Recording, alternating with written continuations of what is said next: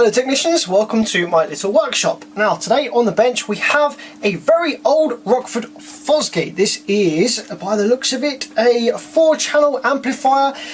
It's absolutely massive, so big in fact that it doesn't quite fit on my overcam here. So if we take a look on the head cam, you can see it takes up pretty much the whole of my little workbench here.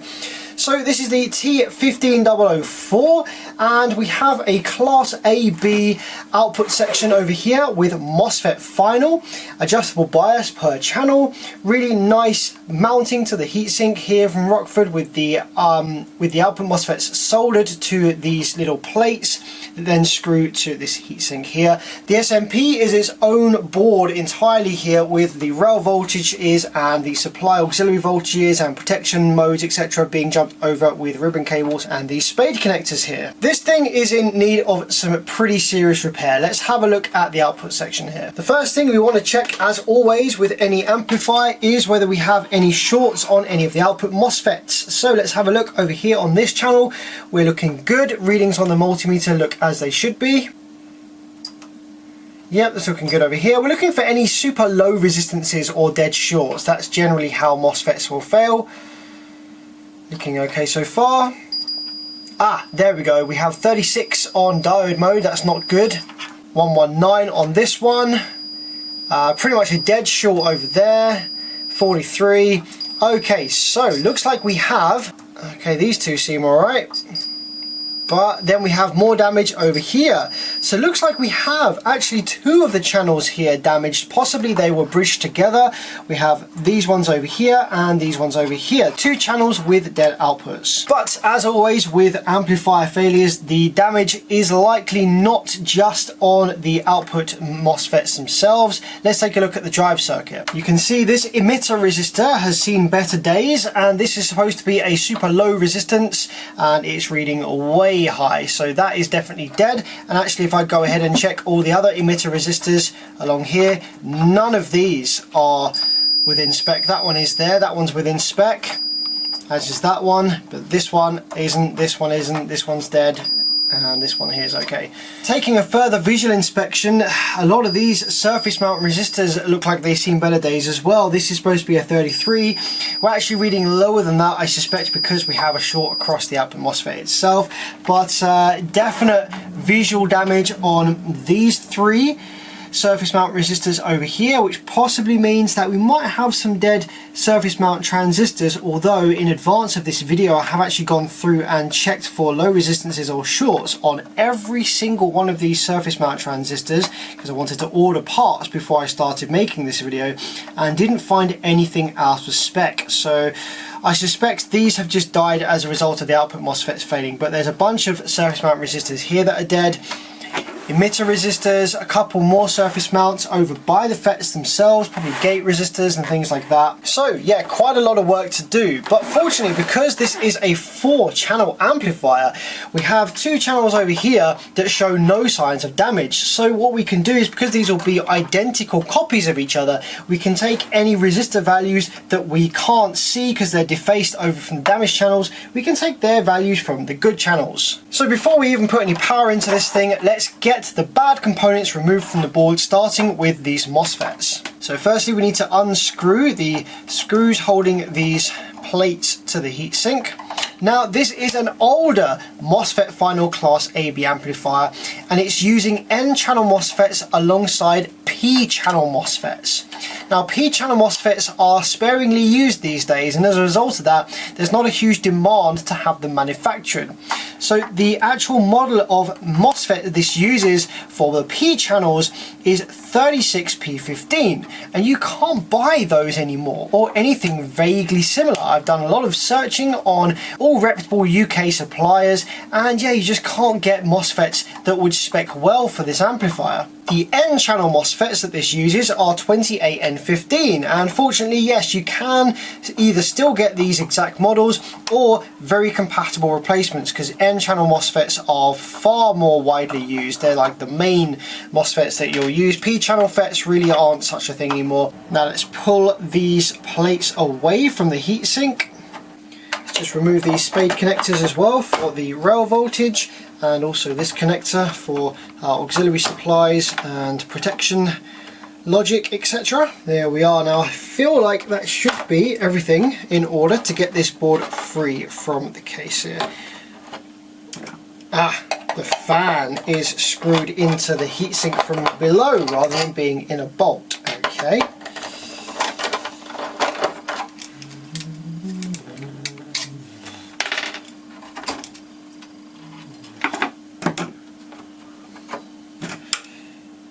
And we have one single screw to the case.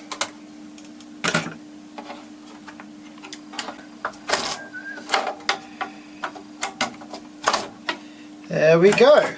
Out she comes. Very lightweight actually, not much mass to this at all. It's pretty stiff for a board its size, but it's very light. With that out, we can get the main case off the bench, out of the way. So we need to get all of these desoldered, 1, 2, 3 and 4, even though this one contains some MOSFETs for the other channels. This is kind of a gang of 4, so this one needs to come off as well. So let's start preheating the board and getting these off.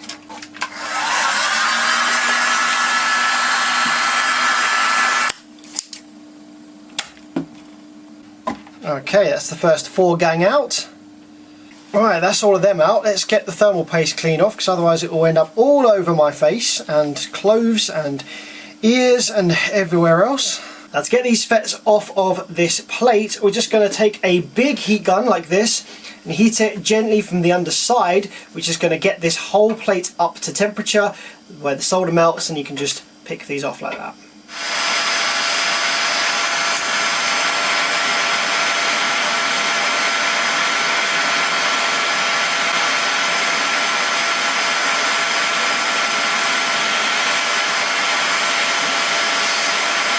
Now, as I mentioned, you can't buy these P-channel MOSFETs anymore, or even anything remotely compatible. But fortunately, I'm good friends with a fellow technician over here in the UK who's been repairing amplifiers for way longer than I've even been alive, and he just so happens to have a whole bunch of spare, I believe possibly brand new cards for these amplifiers. Most of them have some of the MOSFETs removed, as you can see here. But these were brand new drop-in cards, and they have a whole bunch of the 36P15s, which again, like I say, look brand new, never been soldered to by the looks of it. And this bag is actually even completely unopened from wherever these were supplied from back in the day. They feel ancient. No offense, Gordon. And actually, you know what, given that these are supposed to be brand new, they all are missing their 28N. Oh no. So these ones were in a bag unopened, and these ones have 28N15s over here and 36P15s over here. I'm not sure why only one of them is populated. This one here has been damaged by the looks of it, just from storage or transport. The configuration of MOSFETs on this amplifier that I'm repairing is actually a little different to how these are laid out anyway. So what I'm just going to do is reuse the original board that these came on and just desolder the MOSFETs from these that I need.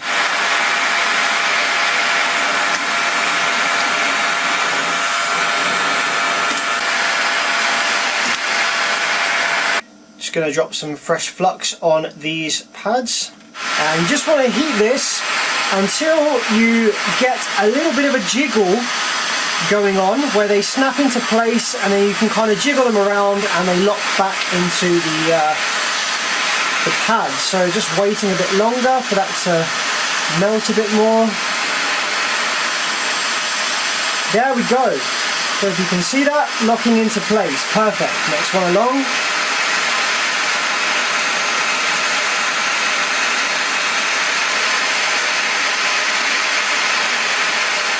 There we go, nicely done. Next one along.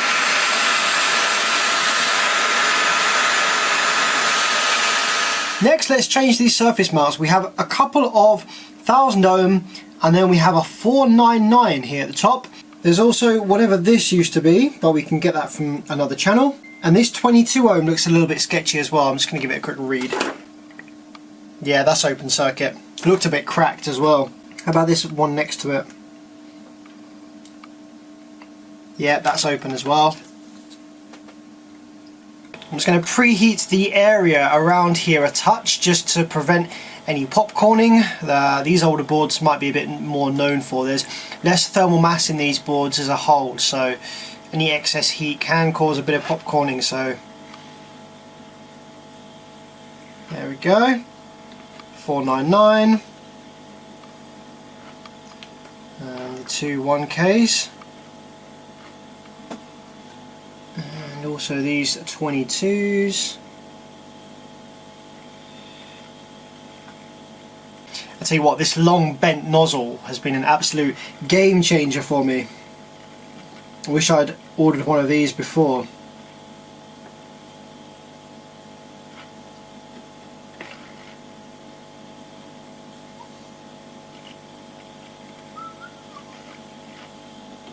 There's also a bunch of 33s which are cooked, so we're going to take those off as well.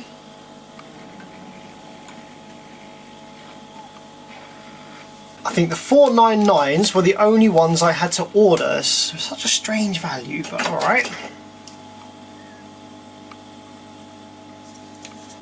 Once the solder's melted, the flux is there, so this should just snap into place. There we go. Lovely stuff. A couple of 1Ks.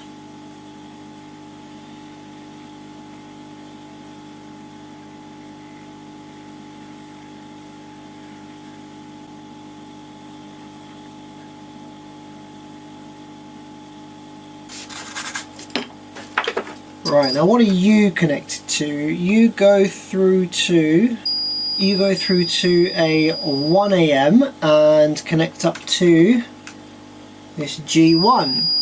So we've got a G1 and a 1 AM. So let's find that on another channel. Got a 1000 there. There we go, looks like it's another 1K.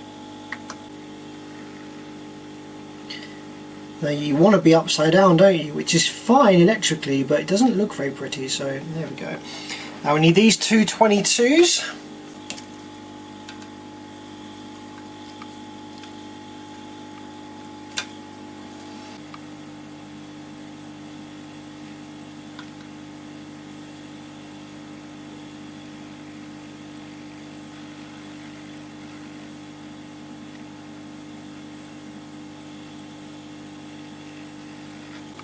Then I'll do these 33s.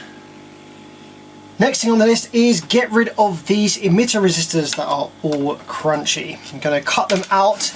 It just makes it less stressful on the PCB, just to remove the little bit of leg that's left.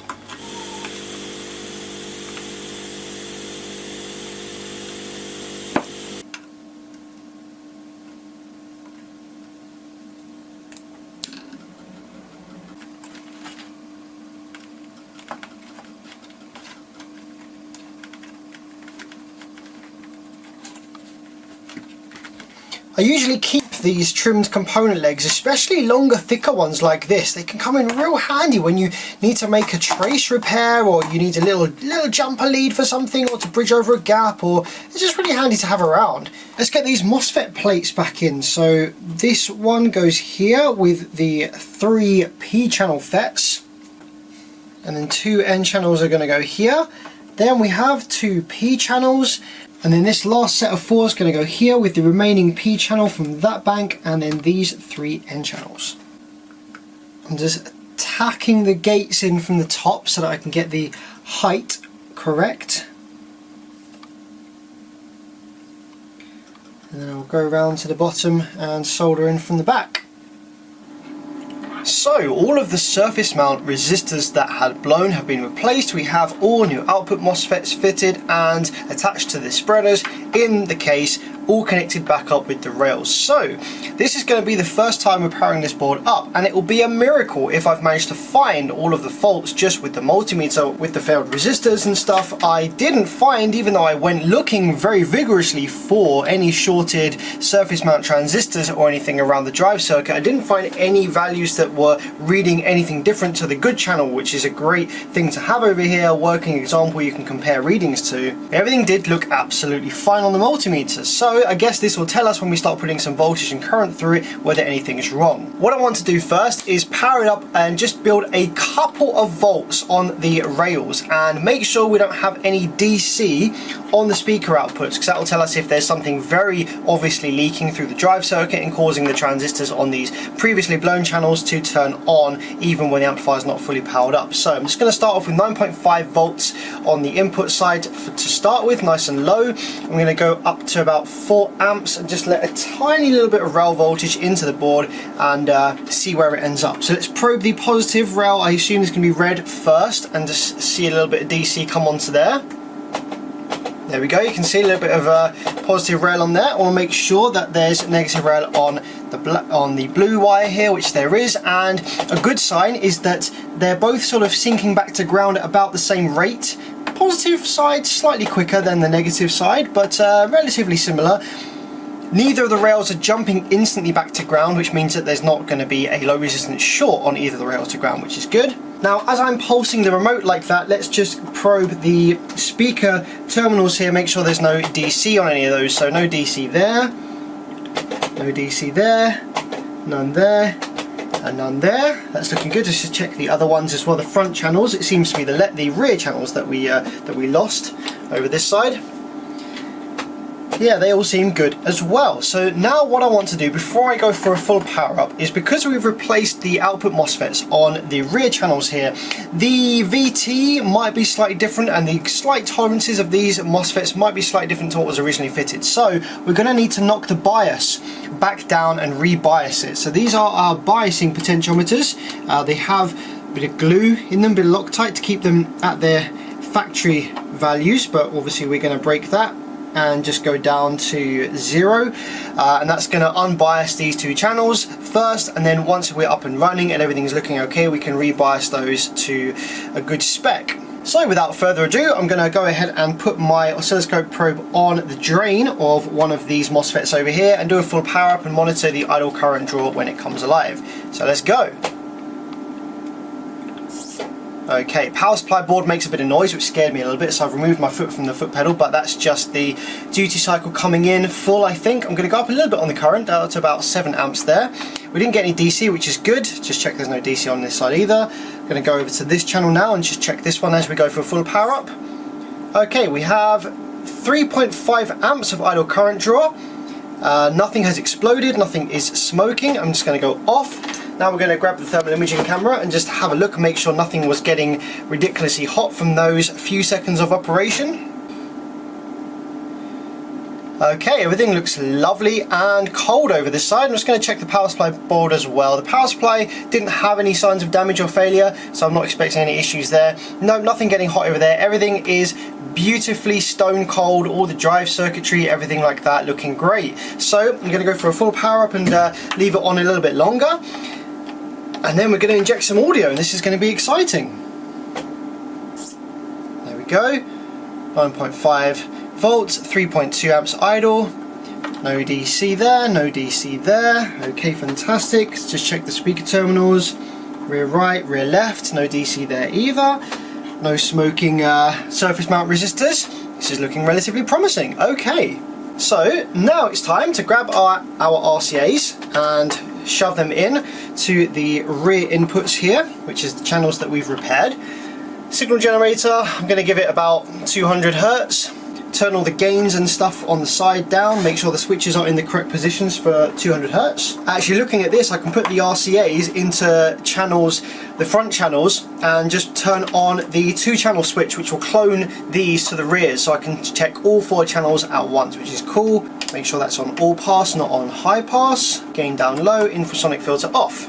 Okay, let's go for a power up with some audio and see what it looks like.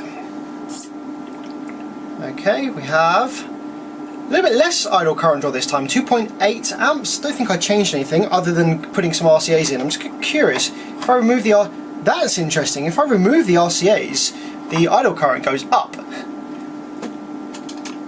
That's interesting. That'll be something to do with the output side ground. So my RCAs here are, the ground ring is connected directly to the main power supply ground, whereas with these lifted, I assume that they this is a floating ground, so something changes there. I don't have a working reference to know if that's intended or not, but that's just an interesting observation. Slightly higher idle current draw with the RCAs removed, but looks like we do have something oscillating a touch here on this speaker terminal. Let's turn the level up. Okay, that looks like a pretty nice sine wave. It's there's quite a bit of THD on there because we're unbiased at the moment, but let's turn the gain up a little bit. Fantastic, nice sine wave. Like, it does have a bit of a pointy top because we haven't biased it, but that's fine. If we go over to, that was rear right, let's try rear left. Yep, that looks okay as well. And let's just confirm we have good output on the front channels. I assume we should do, seeing as these weren't repaired. Yep, nice sine wave, nice sine wave, fantastic. So let's go ahead and bias our rear channels now then, shall we? So to bias these, what we want to do is go ahead and play 20 kilohertz. So let's go all the way up here to 20k. There we are, about 20k. Zoom in on the scope here. And as you can see, or the current draw goes up a little bit on idle with that high frequency, but as you can see here on the scope, we have a monstrous amount of crossover distortion as a result of it being unbiased. So what we want to do is have a look at a couple of things. We want to take note of the idle current draw. I'm just going to go up to 12 volts here, 5.1 amps of idle current draw. And what we want to do is turn up the biasing potentiometer, and two things will happen. Firstly, the sine wave shape will clean up, and secondly, the current draw will increase at a certain point. I'm going to go up to an increase of current draw at idle of about 0.1 amps. So when this says 5.2, and provided that the waveform looks decent, that's where we'll stop. So I'm increasing the potentiometer now. Watch for the change in shape. There we go. That little bit of crossover distortion is disappearing. 5.1 still. Okay, let's continue. It looks clean now on the scope, but I'm going to continue until we get a touch of extra current draw. There's 5.3.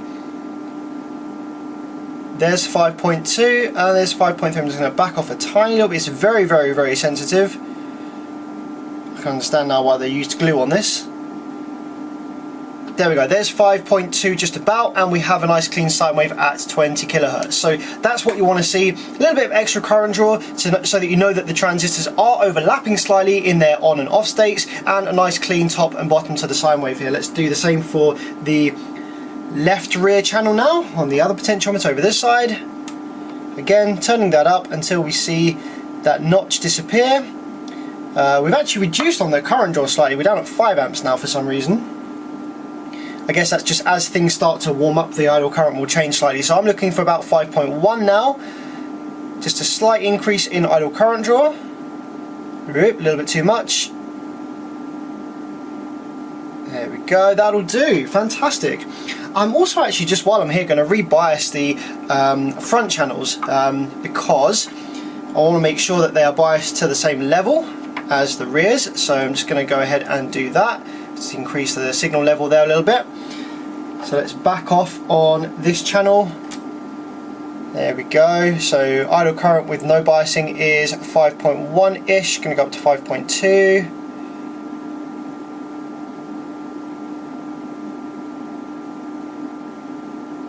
There we go.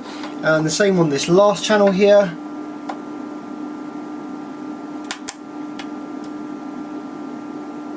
5.0, 1, 5.2, fantastic. So we are now fully biased. The sine waves look fantastic. Nothing is smoking or getting hot. We have idle current draw that is staying nice and stable. It's going to increase as you put 20 kilohertz into it, just because of stuff going on with the board. Let's go up to 14 volts here. Make sure nothing explodes. We increase the rail voltage by quite a bit by going up to 14.6. Yep, it seems happy again. We've got decent idle current draw there. Nothing smoking or getting hot. So I think we're ready for a test listen. So we are all reassembled back into the heatsink. Unfortunately, it's not in the best external condition. We're missing this plastic kind of plate over the fuse holder area here. It's got a few snapped pieces and whatnot, but it is fully assembled and fully functional. So it's going to start off with 12 volts and play some music. I'm going to play something that gets these drivers moving a little bit to kind of stress the output section, make sure that it's able to push these a little bit. And we're going to use these ancient old Rotel speakers from like the 60s or 70s. They're not that great sounding, but they're just my test speakers for the workbench.